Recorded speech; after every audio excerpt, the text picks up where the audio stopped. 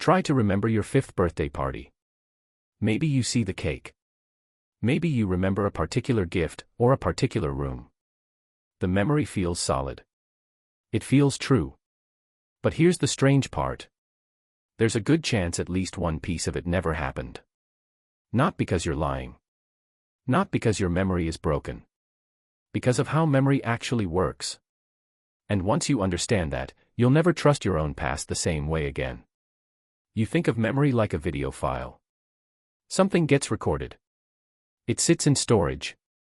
Later, you press play and the recording comes back exactly as it was filmed. That is not what is happening inside your head. Every time you remember something, your brain isn't retrieving a fixed recording. It's reconstructing the event from scattered pieces, almost like rebuilding a shipwreck from a handful of recovered planks. Most of the wreck is missing. So your brain fills in the gaps. It guesses. It borrows details from other memories. It smooths the story into something that makes sense. And the unsettling part is this: the finished reconstruction feels exactly as real as a memory that's 100% accurate. There's no warning label. No little flag that pops up saying, "This part is fabricated." Your brain serves up the rebuilt version with full confidence, every single time. This is where psychologist Elizabeth Loftus enters the story. In the 1970s, Loftus ran an experiment that should unsettle anyone who trusts their own eyes. She showed people footage of a car accident.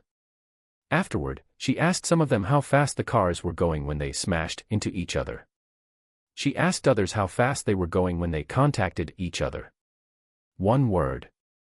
That's all that changed. The people who heard "smashed" estimated faster speeds. Some of them even remembered broken glass at the scene. There was no broken glass. It didn't exist. Their brains had quietly added it, because shattered glass fits the story a violent crash is supposed to tell. That's called the misinformation effect. A single suggestion, planted after the fact, can reach back and edit what someone believes they witnessed firsthand. If a stranger's choice of verb can plant a detail in your memory of something you saw 5 minutes ago, what do you think decades of retelling, assuming, and rewatching your own life can do to a memory from when you were 5? Loftus didn't stop at single words. In the 1990s, she ran a study that has become famous for a reason. Researchers approached people with 3 real childhood memories, confirmed by family members, and 1 fake one slipped in alongside them, a detailed story about getting lost in a shopping mall as a small child, crying, and being rescued by an elderly stranger. It never happened. Family members confirmed it never happened. And yet, roughly a quarter of participants didn't just accept the fake memory. They elaborated on it. They added their own details. The color of the stranger's coat. The exact aisle. The feeling of panic. None of that came from the researchers. Their brains built it, on the spot, to make the false story feel whole. A quarter of people. From one suggested story. With 0 supporting evidence except a researcher's confident tone. Now think about how many confident voices have shaped your own childhood memories. Parents retelling stories at dinner. Old photographs you've stared at so many times the photo itself might have replaced the memory. Conversations where someone says, "Remember when," and you nod, because by now, you do remember. Except some of what you're remembering may be the retelling, not the event. Here's the question that should really bother you. How would you know the difference? You can't simply trust a memory more because it feels vivid. Researchers have found that false memories can carry exactly the same emotional charge, the same sensory detail, the same gut-level certainty as memories of things that genuinely happened. Confidence and accuracy are not the same currency. Your brain spends them both the same way. So why would evolution build a memory system this sloppy? It seems like a design flaw. A recording device that quietly rewrites its own footage sounds like the last thing natural selection should favor. Except memory was never built to be a recording device. It was built to be useful. Think about what your ancestors actually needed memory for. Not perfect playback of every afternoon. They needed to remember which berries made them sick, which trail led to water, which sounds in the dark meant danger. They needed memory that could generalize fast, update with new information, and prioritize the lesson over the literal footage. A brain that updates, that plant is dangerous, the moment new evidence arrives is more useful for survival than a brain that insists on replaying the exact original encounter with total fidelity. Reconstruction, not playback, is the feature. The flexibility that makes your memory hackable in a psychology lab is the same flexibility that once let your ancestors learn quickly and adapt in a world with no instruction manual. You inherited a brain optimized for usefulness over accuracy. Most days, you'll never notice the difference. Until someone, deliberately or not, gives your memory a small nudge in a particular direction, and you can't tell where the nudge ends and the original event begins. This isn't just an academic curiosity. It has consequences in rooms where the stakes are extremely high.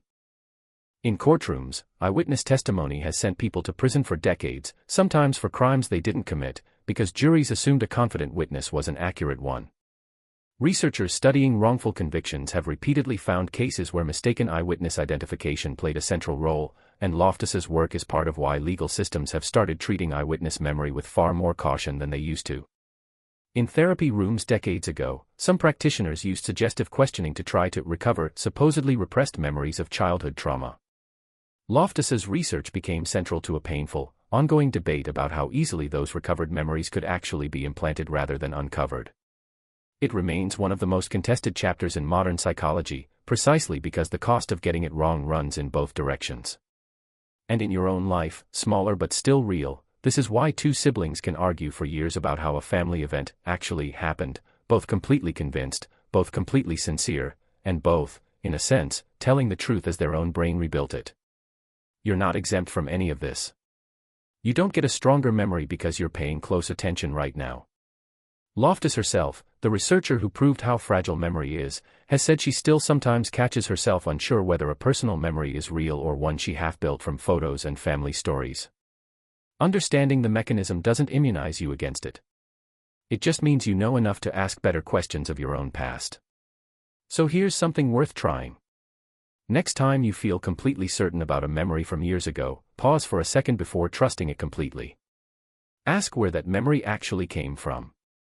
Did you witness it directly, or did someone describe it to you so many times that the description became the memory? Is there a photo you've seen so often that the photo replaced the moment? You don't have to distrust everything you remember. Most of your memory is functional and good enough for the life you're living. But certainty was never proof. It just feels that way, because your brain is extremely good at making reconstruction feel like replay. There's a deeper layer to this, and it has to do with where memories physically live. You might picture memories as files stored in one drawer, waiting to be pulled out unchanged. Neuroscientists who study memory describe something closer to a living network. Every time a memory gets recalled, the cells and connections involved in storing it become temporarily unstable. The memory has to be chemically rebuilt and restored, in a process researchers call reconsolidation.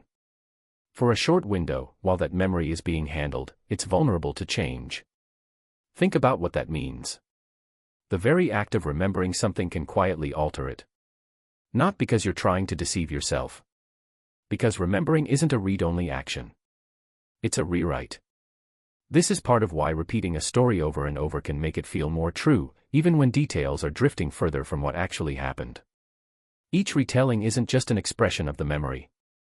It's another edit pass on the file itself.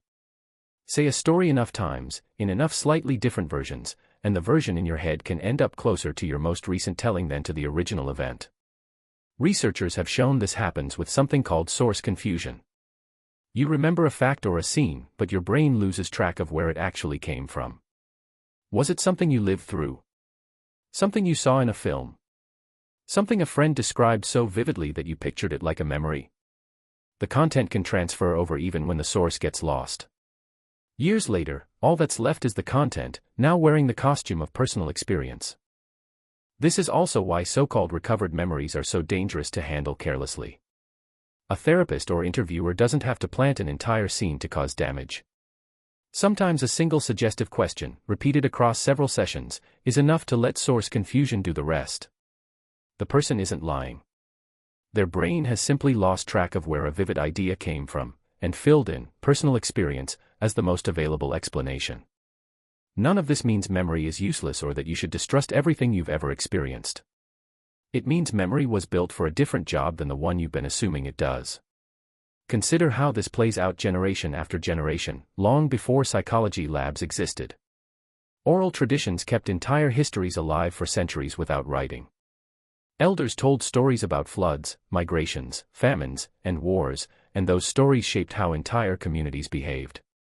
Anthropologists who've studied oral cultures have found that these stories often preserve a kind of structural truth, a memory of what happened and why it mattered, even while specific names, numbers, and small details shift from telling to telling. That's memory's real specialty. Not exact replication. Pattern and meaning, kept alive across time, with the literal footage treated as expendable. It's the same trade-off happening inside your own head every time you remember your own life. The emotional shape of an event, the lesson you took from it, the relationships involved, those tend to survive remarkably well. The specific color of a shirt, the exact words someone used, the precise order events happened in, those are the first things to get quietly rewritten or replaced. This explains something else you've probably noticed. Couples and old friends often disagree about how a particular argument or trip unfolded, sometimes in starkly different ways, while still agreeing completely on how it made them feel. The feeling was the part memory was built to protect. The footage was always negotiable. So why does this matter to you, scrolling through your own memories right now, decades into a life made of moments you can't fully verify? Because memory isn't just a record of your past. It's the material your sense of identity is built from. The story you tell about who you are, where you came from, what shaped you, all of it runs on the same reconstructive system that put broken glass into the eyewitness's memory of a car crash, and a kindly stranger into a shopping mall that never happened to anyone. That doesn't make your identity fake. It makes it more like a living document than a sealed record.